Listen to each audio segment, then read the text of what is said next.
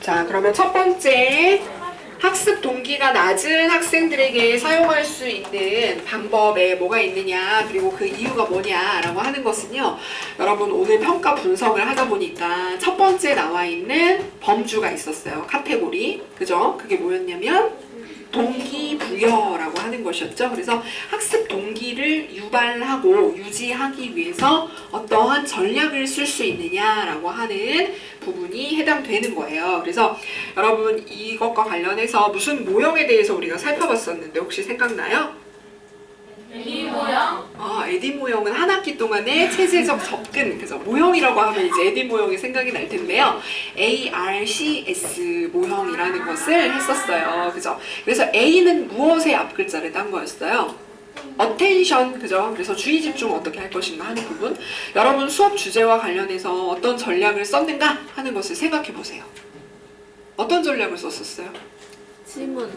처음에 흥미를 유발하기 위해서 노래를 틀어준다거나, 그죠? 우리의 감각을 자극하는 매체를 통해서 지각적 주의 환기라는 전략을 쓴 거예요. 그죠? 여러분 동그라미 해보세요. 지각적 주의 환기는 저게 무슨 소리야? 내가 공룡에 대해서 수업을 하려고 한다. 그러면 공룡 울음소리를 한번 확 들려주는 거예요. 그러면 아이들이 저게 무슨 소리지? 한번 들어본 것 같은데? 라고 해서 집중을 할 수 있는 효과가 있다라는 것이죠. 자, 그 다음에 또 여러분이 유아에게 질문을 던졌어요. 그래서 그 질문은 우리의 익숙한 경험과 관련되는 부분일 수도 있겠지만 다소 엉뚱한 호기심을 자극하는 질문을 던진다라고 했을 때는 그것이 뭐라고요? 탐구적 주의 환기 전략이다 라고 볼 수 있는 거예요. 그래서 선생님이 질문을 나한테 던지셨는데 저게 무슨 말씀이지? 내가 알고 있는 거랑 좀 다른 것 같은데 나 너무 궁금해. 한번 들어볼래? 이런 생각을 가질 수 있게끔 하는 주의 집중의 방법이었다라고 하는 것이에요. ARCS의 R은 뭘까요? 아까 퀴즈에 나왔었어요. 관련성, 그죠? relevance라고 하는 관련성을 높이기 위해서 어떻게 하는가라고 하는 부분이요. 여러분 유아들에게 똥을 주제로 수업을 한다라고 하면 관련성을 어떻게 높일 수 있을까요? 똥 캐릭터를 하나 딱 보여주면서 이 똥이 어디서 나왔을까요? 우리 몸에서 나왔대요. 그지? 이 똥은 우리와 관련되는 것이다 라는 것을 직접적으로 이제 알려주는 것으로 시작을 할 수가 있겠다라는 거죠. 그래서 친밀하고 익숙한 사례를 통해 시작하도록 한다. 그죠? 이닦기를 싫어하는 태영이라는 친구가 있었어요. 근데 그 태영이가 이를 안 닦다가 충치가 생겨서 치과에 가서 엄청 아파서 고생을 했대요. 이런 식으로. 그죠? 사례를 통해 집중을 하도록 한다라고 하는 것. 관련성을 높일 수 있다라고 하는 것이요. 그리고요, 여러분 학습 목표를 설정했죠. 그런데 학습 목표의 측면에서 관련성을 높이기 위해서는 무엇을 고려해야 될까요? 학습 목표가 교재에만, 자료에만 들어있는 동떨어진 것이 아니고요. 우리의 실제 삶, 생활과 밀접하게 연관이 되어 있다라는 것을 느낄 수 있도록 하는 것이 관련성을 높이는 방법이다라는 것이죠. 자, ARC, C는 뭐냐면 confidence의 앞글자였어요. 그래서 자신감을 높이기 위해서는 어떻게 하는 것이 좋을까요? 난이도 조절을 잘해야 되는데 쉬운 거부터 제시를 하는 게 좋겠어요? 어려운 거부터 하는 게 좋겠어요? 쉬운 거부터. 쉬운 것에서 난이도를 잘게 쪼개서 오늘 수업에 참여한 유아들이 한 번 이상의 성공을 모두 경험할 수 있도록 하자. 그래야 이 어린 나이에 복잡한 학습을 계속해야 되는 상황에서 자신감을 어느 정도 얻어야 나중에 자기 스스로 공부를 해야 하는데 이를 수 있을 거 아니에요. 그죠? 괜히 엄격하게 한다고 일부러 실패할 수 있는 그런 어려운 것을 제시하는 거는 유아들한테는 별로 좋지 않을 수도 있어요. 그런데 원래 잘하는 영재 유아들만 모였다라고 했을 때는 또 다를 수 있겠죠? 너무 시시하다라는 생각이 들지 않게끔 동기를 유발하는 난이도를 적절하게 조절할 필요가 있겠죠. 자, 그리고요, 자신감을 높이기 위해서는 이제 내가 잘했는지 못했는지에 대해서 선생님이 피드백을 주는 게 중요해요. 그죠?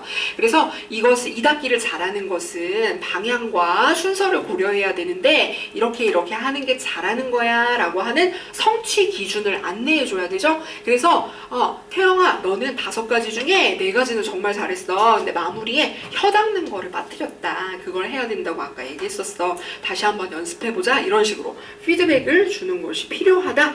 자, 그러면 ARCS의 마지막 S는 뭐예요? satisfaction의 앞글자를 딴 만족감을 높이기 위해서 어떻게 하는가라고 하는 부분이죠. 여러분이 어떤 전략을 썼어요? 만족감을 높이기 위해서 외적 보상을 어떻게 줄 것이냐. 그래서 스티커도 만들고 뭐 배지도 만들고 요리 활동을 하는 경우에 요리사 모자를 또 이렇게 씌워준다거나 다른 반에서 이런 식으로 했는데요. 그래서 외적인 보상을 통해서 와, 수업에 열심히 참여했더니 나한테 이런 좋은 선물이 있었어. 강화가 제공되는 측면을 기대할 수도 있겠고, 아니면 순수한 학습의 관점에서 어떻게 해야 뿌듯할까요? 칭찬도 외적인 이제 강화로서 보상으로서 활용하는 것인데, 수업에서 선생님 설명 잘 듣고 났는데 그것으로 끝내는 게 아니고요. 그 설명을 연습할 수 있는 기회를 주는 거예요. 그러면 내가 실제로 손으로 행동의 변화를 통해서 배운 내용을 할 수 있게 됐어 라고 하는 뿌듯한 마음을 가지게끔 한다. 그래서 그것을 무슨 결과라고 얘기해요? 여러분 줄 쳐져 있는 자연적 결과를 강조한다라고 하는 것은요, 배운 내용을 실제적으로 적용해 볼 수 있도록 한다라는 것이고요. 그리고 여러분이 보상을 활용했던 것은 긍정적 결과, 그죠? 잘한 것에 대해서 강화를 준다라고 하는 전략에 해당이 되는 거였어요.